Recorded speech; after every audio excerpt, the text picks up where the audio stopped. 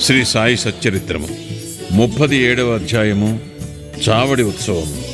హేమాడ్ పంత్ ఈ అధ్యాయములో కొన్ని వేదాంత విషయములు ప్రస్తావించిన పిమ్మట చావడి ఉత్సవమును గూర్చి వర్ణించుచున్నాడు.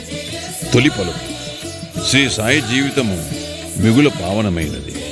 వారి నిత్యకృత్యములు ధన్యములు. వారి పద్ధతులు చర్యలు వర్ణింపనలవి కానివి. కొన్ని సమయములందు వారు బ్రహ్మానందముతో మైమరచిడివారు. మరికొన్ని సమయములందు ఆత్మజ్ఞానముతో తృప్తి పొందిడేవారు. ఒక్కొక్కప్పుడు అన్ని పనులను నెరవేర్చుచు ఎట్టి సంబంధము లేనట్లుండేవారు. ఒక్కొక్కప్పుడు ఏమీయూ చేయనట్లు కనిపించినప్పటికీ వారు సోమరిగా కాని నిద్రితులుగా కాని కనిపించేవారు కారు. వారు ఎల్లప్పుడూ ఆత్మానుసంధానము చేసేవారు. వారు సముద్రము వలె శాంతముగా తొణకక ఉండినట్లు కనిపించినను వారి గాంభీర్యము లోతు కనుగొనరానివి. వర్ణనాతీతమైన వారి నైజము వర్ణింపగల వారెవరు? పురుషులను అన్నదమ్ముల వలె, స్త్రీలను అక్కచెల్లుండ్ర వలె, తల్లుల వలె చూచుకునడివారు. వారి శాశ్వతాస్ఖలిత బ్రహ్మచర్యము అందరూ ఎరిగినదే. వారి సాంగత్యమును మనకు కలిగిన జ్ఞానము మనము మరణించు వరకు నిలుచుగాక. ఎల్లప్పుడూ హృదయపూర్వకముకు భక్తితో వారి పాదములకు సేవ చేసేదముగాక. వారిని సకల జీవకోటి యందు చూచిదముగాక. వారి నామము ఎల్లప్పుడూ ప్రేమించెదముగాక. వేదాంత సంబంధమైన దీర్ఘోపన్యాసము చేసిన పిమ్మట హేమాడ్ పంత్ చావడి ఉత్సవమును వర్ణించుటకు మొదలెడెను. చావడి ఉత్సవం బాబా శయనశాలను ఇదివరకే వర్ణించితిని. వారు ఒకనాడు మసీదులోనూ ఇంకొకనాడు చావడిలోనూ నిద్రించుచుండేది. మసీదుకు దగ్గరలోనే చావడి 2 గదులతో నుండిది. బాబా మహాసమాధి చెందు వరకు ఒకరోజు మసీదులో ఇంకొక రోజు చావడిలో నిద్రించుచుండేది. 1910 డిసెంబర్ 10వ తేదీ నుండి చావడిలో భక్తులు పూజాహారతులు జరుపు మొదలెడేరి. బాబా కటాక్షముచే దీనినే ఇప్పుడు వర్ణింతుము. చావడిలో నిద్రించు సమయము రాగా భక్తులు మసీదులో గుమిగూడి కొంతసేపు మండపములో భజన చేసేవారు. భజన బృందము వెనుక రథము, కుడివైపు తులసీ బృందావనము, ముందర బాబా, వీని మధ్య భజన జరుగుచుండెను. భజన యందు ప్రీతిగల స్త్రీ పురుషులు సరైన కాలమునకు వచ్చుచుండేది. కొందరు తాళములు, చిరతలు, మృదంగము, కంజిర, మధ్యలెలు పట్టుకొని భజన చేయుచుండేవారు. సూదంటి రాయి వలె సాయిబాబా భక్తులందరినీ తమ వద్దకు ఈడ్చుకొనిడేవారు. బయట బహిరంగ స్థలములో కొందరు దివిటీలు సరిచేయుచుండిరి, కొందరు పల్లకిని అలంకరించుచుండిరి, కొందరు బెత్తములను చేత ధరించి శ్రీ సాయినాథ మహారాజుకి జై అని కేకలు వేయుచుండేది. మసీదు మూలలలో తోరణములతో అలంకరించుచుండేది. మసీదు చుట్టూ దీపముల వరుసలు కాంతిని వెదజల్లుచుండెను. బాబా గుర్రము శ్యామకర్ణ సజ్జితమై బయట నిలుచుండును. అప్పుడు తాతియా పాటిల్ కొంతమందిని వెంట పెట్టుకుని వచ్చి బాబాను సిద్ధముగా నుండుడని చెప్పేవాడు. బాబా నిశ్చలముగా కూర్చునడివారు. తాత్యా పాటీలు వచ్చి బాబా చంకలో చేయి వేసి లేవనెత్తుచుండెను. తాత్యా బాబాను మామా అని పిలిచెడివారు. నిజముగా వారి బాంధవ్యము మిక్కిలి సన్నిహితమైనది. బాబా శరీరముపై మామూలు కఫీని వేసుకొని చంకలో సటగా పెట్టుకొని చిలుమును పొగాకును తీసుకుని పైన ఉత్తరీయము వేసుకుని బయలుదేరుటకు సిద్ధపడుచుండేది. పిమ్మట తాత్య జలతారు చెల్లాను బాబా వడలిపై వేసిడివాడు. అటు పిమ్మట బాబా తన కుడిపాదము బొటనవేలుతో ధునిలోని కట్టెలను ముందుకు త్రోసి కుడి చేతితో మండుచున్న దీపము నార్పి చావడికి బయలుదేరేడివారు. అన్ని వాయిద్యములు మ్రోగిడివి. మతాబా మందు సామాను అనేక రంగులు ప్రదర్శించుచూ కాలిడివి. పురుషులు స్త్రీలు బాబా నామము పాడుచు మృదంగము వీణల సహాయముతో భజన చేయుచు ఉత్సవములో నడుచుచుండేది. కొందరు సంతసముతో నాట్యమాడుచుండేది. కొందరు జెండాలను చేత పట్టుకొనిచుండేది. బాబా మసీదు మెట్లపైకి రాగా బాల్దారులు శ్రీ సాయినాథ్ మహారాజుకి జై అని కేకలు పెట్టుచుండేది. బాబాకు ఇరుప్రక్కలా చామరములు మొదలుగునవి పట్టుకుని విసురుచుండేది. మార్గమంతయు అడుగులకు మడుగులు పరిచిడేవారు. వానిపై బాబా భక్తుల కేళూతతో నడిచిడేవారు. తాత్యా ఎడమ చేతిని, మహల్షాపతి కుడి చేతిని, బాపు సాహెబ్ జోగ్ శిరస్సుపై ఛత్రమును పట్టుకునడివారు. ఈ ప్రకారముగా బాబా చావడికి పైన మగుచుండెను. బాగుగాను పూర్తిగాను అలంకరించిన ఎర్రగుర్రం శ్యామకర్ణ దారి తీయుచుండెను. దాని వెనుక పాడిడేవారు, భజన చేయువారు, వాయిద్యములు మ్రోగించువారు భక్తుల సమూహముండెడది. హరినామస్మరణతోనూ బాబా నామస్మరణతోనూ ఆకాశము బ్రద్దలగునుటలా మారుమ్రోగుచుండెను. ఈ మాదిరిగా శోభాయాత్ర మసీదు మూల చేరుసరికి ఉత్సవములో పాల్గొన్న వారందరూ ఆనందించుచుండెరి. ఈ మూలకు వచ్చేసరికి బాబా చావడి వైపు ముఖము పెట్టి నిలిచి ఒక విచిత్రమైన ప్రకాశముతో వెలిగిడివారు.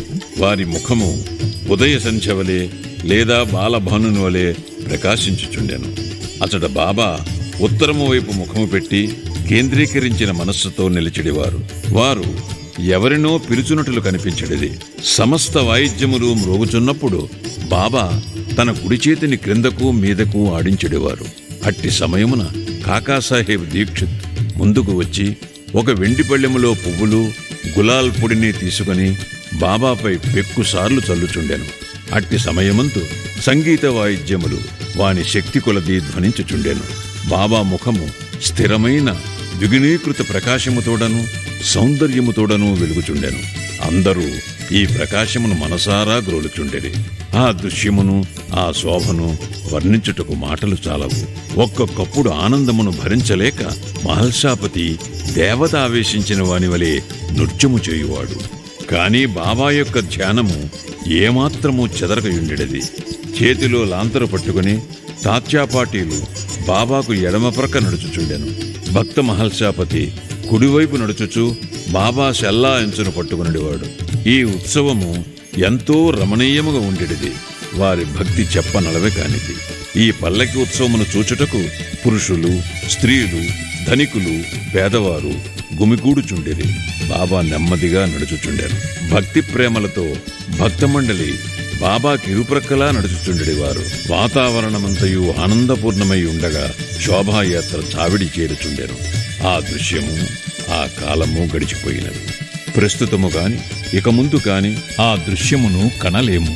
అయినను ఆ దృశ్యమును జ్ఞప్తికి తెచ్చుకొని భావన చేసినచో మనస్సుకు శాంతి, తృప్తి కలుగును. చావిడిని బాగుగా అలంకరించుచుండేది. దానిని తెల్లని పైకప్పుతోనూ నిలువుటద్దములతోనూ అనేక రంగుల దీపములతోనూ వేలాడగట్టిన గాజు బుడ్డీలతోనూ అలంకరించుచుండేది. చావడి చేరగనే తాత్యా ముందు ప్రవేశించి ఒక ఆసనము వేసి బాలీసు నుంచి బాబాను కూర్చుండబెట్టి మంచి అంగరఖా తొడిగిన పిమ్మట భక్తులు బాబాను 1000 విధములు పూజించుచుండేది. బాబా తలపై తురాయి కిరీటమును పెట్టి పువ్వులమాలలు వేసి మెడలో నగలు వేయుచుండేది.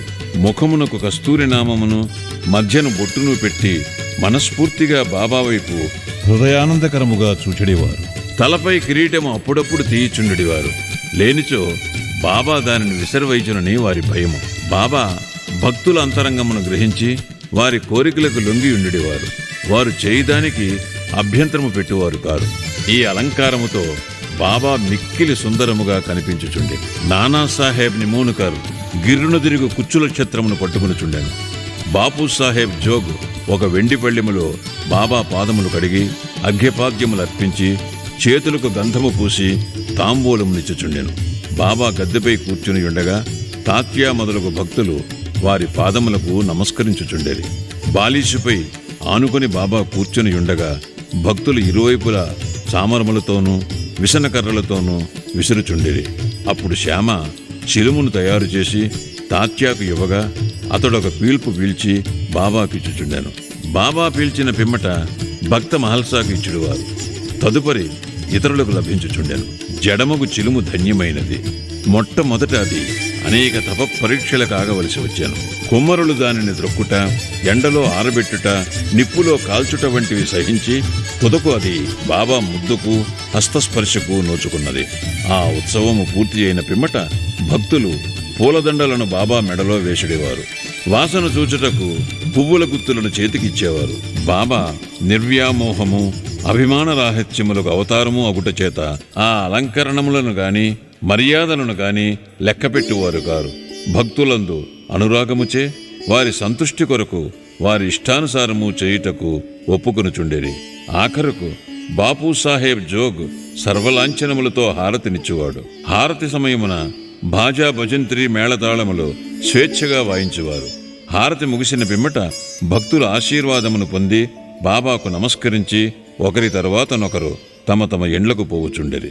చిలుము, అత్తరు, పన్నీరు సమర్పించిన పిమ్మట తాత్యా తన ఇంటికి పోవుటకు లేవగా బాబా ప్రేమతో అతనితో ఇట్లనెను: నన్ను కాపాడుము, నీకిష్టమున్నచో వెళ్ళుము. కాని రాత్రి ఒకసారి వచ్చి నా గూర్చి కనుగొనుచుండుము.